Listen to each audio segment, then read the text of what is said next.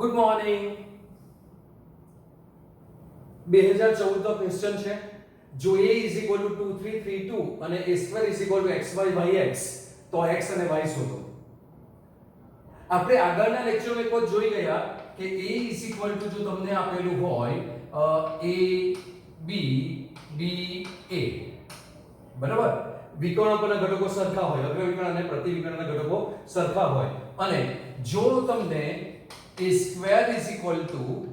આપેલું હોય xy yx, એના પર અગ્રવિકર્ણના ઘટકો અને પ્રતિવિકર્ણના ઘટકો સરખા હોય, તો આપણો જવાબ આવતો હતો x ની કિંમત a² + b² અને y ની કિંમત આવતી હતી twice ab. આવું કંઈક આવતું હતું. આવું તમને ખબર છે, બરાબર? તો x = a² + b² એટલે કે a² + b² એટલે 2 નો વર્ગ + 4 નો વર્ગ, એટલે 2 નો વર્ગ x = શું થશે? તો કે 4 + 3 નો વર્ગ 9, એટલે x = 13 થાય. x = 13 થાય તો એક જ ઓપ્શન આપેલો છે, એટલે કે ઓપ્શન બી જે છે તે આપણો સાચો જવાબ થશે. અને y ને પણ ચેક કરી લઈએ. 2 ટાઈમ્સ 2 * 3 6 * 2 ab 6 * 2 એટલે 12 થાય. તો 12 આવી ગયો તમારી પાસે, એટલે તમારો સાચો જવાબ કયો આવશે? Option number B. ત્યાર પછી 2014 નો બીજો એક્ઝામ્પલ છે કે a + b = 3570 અને a - b = 1310, તો b બરાબર ખાલી જગ્યા. મને સાઈન b જોઈએ છે આ બે સમીકરણો પરથી, તો મારે એનો લોપ કરવો પડશે, એની જરૂર નથી. તો આ બેની જો બાદબાકી કરીએ, આપણે એ બાદબાકી લખીએ, તો આ માઈનસ થાય, આ પ્લસ થાય, અને આ બેની માઈનસ થશે, તો એ કેન્સલ થશે, તો બાકી શું રહેશે? twice b = તમારે આ બે સમીકરણની બાદબાકી કરવાની છે, તો 3 - 1 2 થશે. હવે તમે જુઓ દીકરાઓ કે આને બે વડે ભાગવું પડશે એટલે 1 થાય, તો 1 વાળા બે ઓપ્શન છે. Okay fine. તો હવે અલગ ઘટક હોય તે લઈએ, તો આ બંનેના અલગ ઘટક છે, તો તે શોધી કાઢીએ. તો 5 - 3 કેટલા થાય? 2 થાય. તો 2 લખ્યા તો 2 / 2 1 થાય, એટલે તમારો આ સાચો જવાબ થઈ ગયો. તો આપણે એ સાચો જવાબ છે તેને કન્ફર્મ કરી લઈએ. હવે આ બાજુ 7 - 1 એટલે 6 થાય, અને 0 - 0 તો 0 થવાના. તો મારે જો b ની કિંમત શોધવાની હોય તો આને બે વડે ભાગવું પડશે, એટલે b = શું થશે? તો કે 1130. એ ખરેખર સાચો જવાબ હતો. તો તમે MCQ માં પરીક્ષામાં આ રીતે સમયને બચાવી શકો છો, બરાબર છે?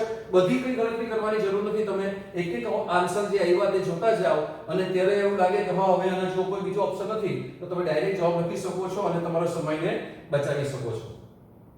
પછી બીજો સવાલ છે 2014 નો. જો a = diagonal of 1 - 1 2 અને b = diagonal of 3 2 1, બરાબર, વિકર્ણ સ્થાનિક આપેલા છે તમને બે, તો b - a એટલે આમાંથી આને બાદ કરવાનો છે, તો 3 - 2 જવાબ શું આવશે? diagonal of 3 - 1 એટલે 2. તો પહેલો ઘટક 2 હોય એવો ઓપ્શન કેટલા? એક જ છે, તો આ તમારો સાચો જવાબ થઈ ગયો. આપણે હવે ચેક કરી લઈએ 2. પછી 2 - -1 એટલે +1 એટલે 3 થશે, અને 1 - 2 એટલે -1. આ તમારો જવાબ આવે, તો તે ખરેખર એક જવાબ છે, એ તમને ખબર છે. તો આ રીતે તમે દાખલાઓ ગણી શકો છો. ત્યાર પછી આગળ છે સાઈન a = this. 2015 નો દાખલો છે, અને તમને કીધું છે કે નિશ્ચયકમાં e ની કિંમત શોધો. નિશ્ચયકમાં e ની કિંમત તમને ખબર છે, સાઈનનો નિશ્ચયક એટલે શું? તો કે સાઈનના ઘટકોને તેના તે જ ક્રમમાં રાખીને તેનો નિશ્ચયક લઈએ, તો તેને સાઈનનો નિશ્ચયક કહેવાય. તો આપણે આ સાઈનની જે નિશ્ચયક છે એવું વિચારી લેવાનું. તો ડાયરેક્ટ આનું મિશ્રણ કરીએ, તો પહેલી હરથી કરો કે પહેલા સ્તંભથી મિશ્રણ કરો, એ કરવાની પણ જરૂર નથી. તમે બીજું કોઈ પણ જોઈ શકો. ધારો કે તમે પહેલા હરથી કરો તો -1 અને આ 0 -1 -1 +1 થઈ ગયા, એટલે તમારી પાસે આન્સર આવશે ઓપ્શન એ, બરાબર.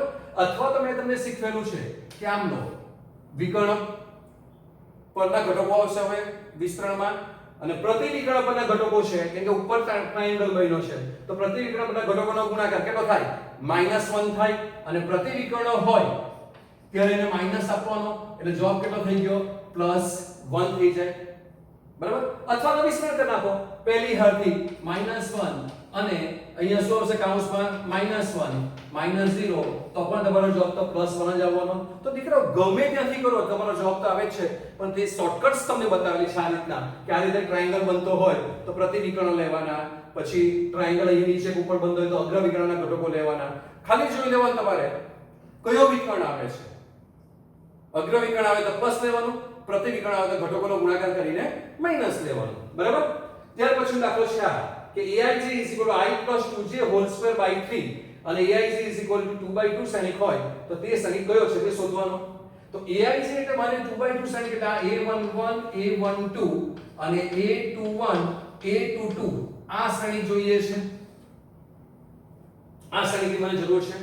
તો મારે A11 મૂકું તો આમાં 11 મૂકું તો 1 + 2 1 + 2 થાય તો કે 1 + 2 તેનો વર્ગ / 3 બરાબર છે. તેનો વર્ગ / 3 એટલે કેટલા થશે 1 + 2 1 1 લીધા તો 1 + 2 કેટલા થયા 3 3 નો વર્ગ 9 / 3 એટલે કેટલા થાય 3. તો પહેલો ઘટક આ A11 જે છે તે 3 હોય એવા કેટલા તમને જવાબમાં છે તો એક જ શ્રેણિક આપેલો છે તો તમારો આ જવાબ થઈ ગયો. છતાં પણ બાકીનાને ચેક કરી લઈએ.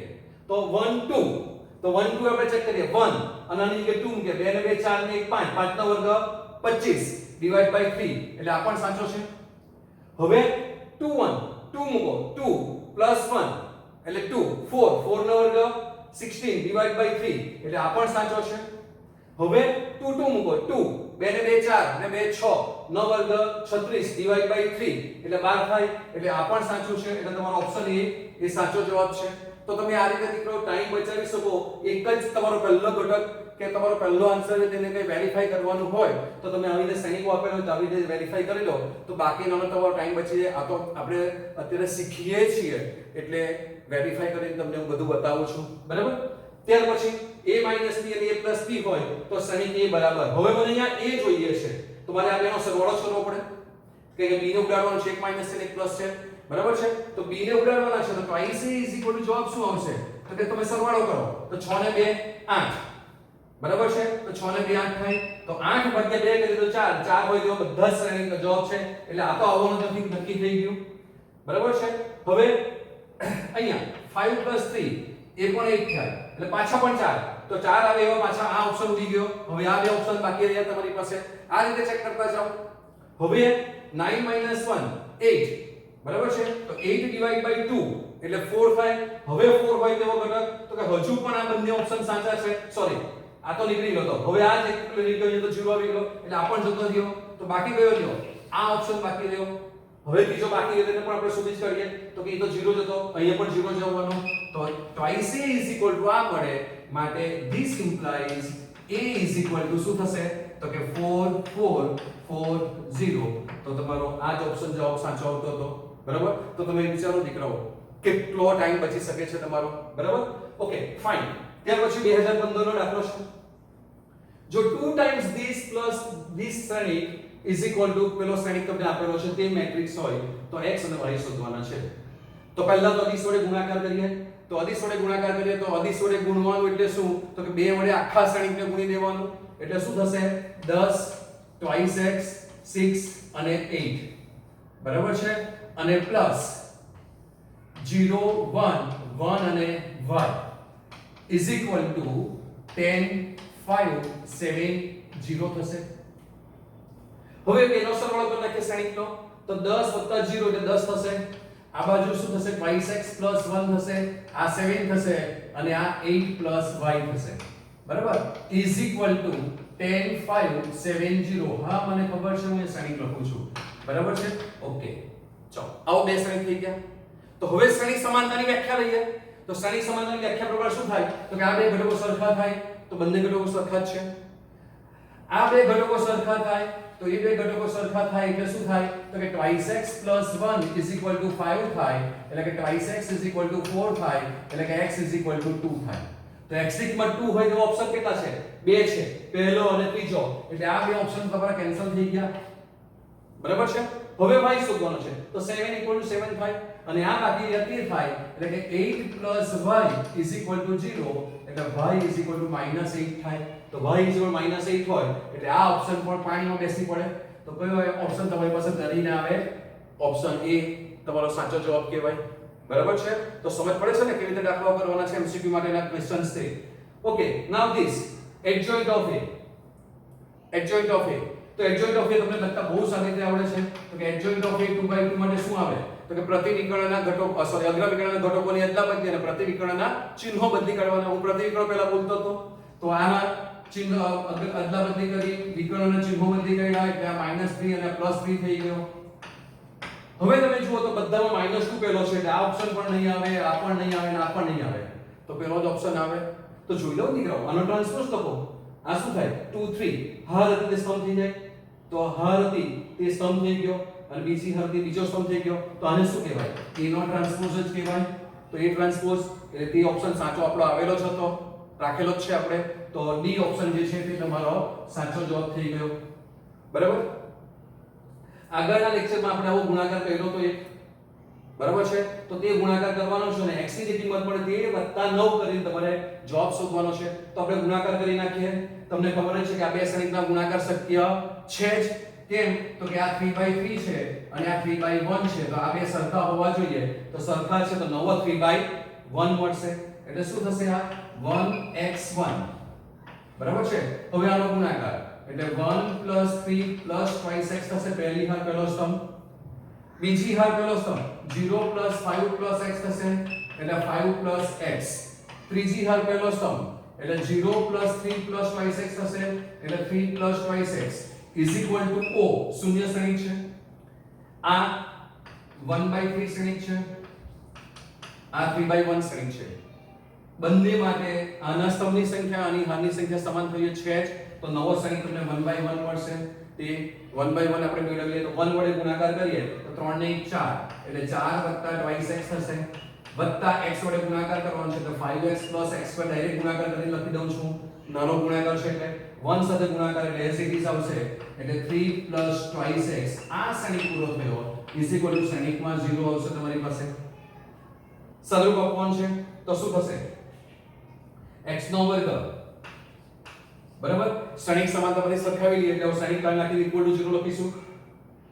2 ને 5 7 ને 2 9 એટલે +9x અને 4 ને 3 7. 4 ને 3 7 = 0 આવશે. બરાબર છે? 5 ને 2 7 ને 2 9 અને 4 ને 3 7 થશે. ભૂલ પડી. 4 + twice x 5 + x એટલે x². બરાબર? તો જોઈએ શું આવે છે તે. પણ આના અવયવ કેવી રીતે પડીશું? તો કે તમારી પાસે અવયવ તો પડતા નથી. b² - 4ac કરવું પડશે. તો શું મળશે તમને? x = -b. b કેટલા છે? 9. તો -9 ± વર્ગમૂળમાં b² એટલે 9 નો વર્ગ 81 - 4ac એટલે 7 ચોક 28 એટલે -28 છેદમાં twice a = 1 થશે. બરાબર છે? તો આનો આપણને જવાબ જે જોઈએ છે તે, બરાબર છે, 81 - 28 એટલે 53 થશે. એટલે તમારી પાસે x = -9 ± √53 / 2 થશે. હવે આપણે આને 2 વડે ગુણવાનું છે. તો આને 2 વડે ગુણીએ એટલે આ 2 કેન્સલ થશે. એટલે તમારી પાસે જવાબ શું હશે? twice x + 9 નો અહીંયા જવાબ લખીએ આપણે. આપણી પાસે જગ્યા નથી તો આપણે અહીંયા જવાબ લખીએ. તો જવાબ શું આવશે? twice x + 9 = 2 થી મલ્ટીપ્લાય કરશું એટલે આ કેન્સલ થશે. એટલે -9 ± √53 અને +9 આ હતા. બરાબર? આ +9 હતા એ +9 કરી દે તો આ 9 કેન્સલ થશે. એટલે જવાબ આવશે ± √53. આપણને એવું લાગતું હતું કે આપણે જવાબમાં કંઈક ખોટું કરીએ છીએ. ± √53 આપેલા છે રૂટ. તો તમારી પાસે ઓપ્શન સી સાચો જવાબ આવશે. તો તમે આ રીતે દાખલાઓ ગણી શકો છો. બરાબર છે?